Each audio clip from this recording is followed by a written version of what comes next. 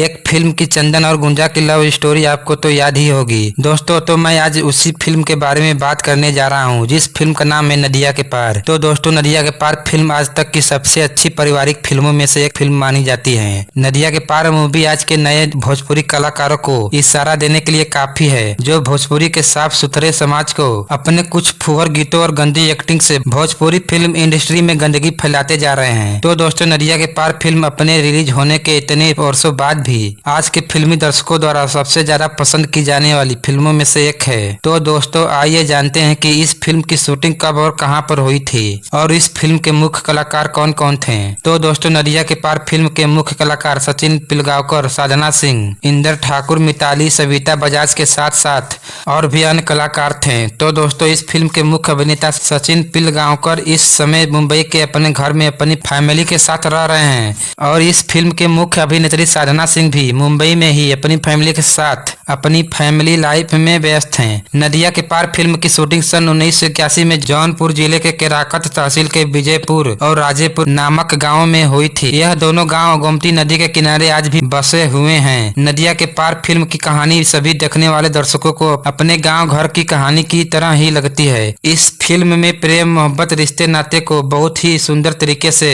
दिखाया गया है। दोस्तों यह फिल्म 1 जनवरी 1982 ईस्वी को बड़े पर्दे पर रिलीज हुई थी। यह फिल्म उस युग की सबसे ज्यादा कमाई करने वाली फिल्म भी थी। तब इस फिल्म के गाने के साथ साथ गुंजा और चंदन की लव स्टोरी भी अमर हो गई थी और आज भी इस फिल्म का नाम सबके जुबान पर आता है। तो दोस्तों इस फिल्म के बारे में यह जानकारी बस इतना ही। अगर दोस्तों नदिया के पार फिल्म आपकी भी पसंदीदा फिल्म है तो मेरे इस वीडियो को एक लाइक और चैनल को सब्सक्राइब करना बिल्कुल नहीं भूलिएगा दोस्तों। तो मिलते हैं फिर किसी एक नई वीडियो के साथ, तब तक के लिए आप सभी को मेरा धन्यवाद।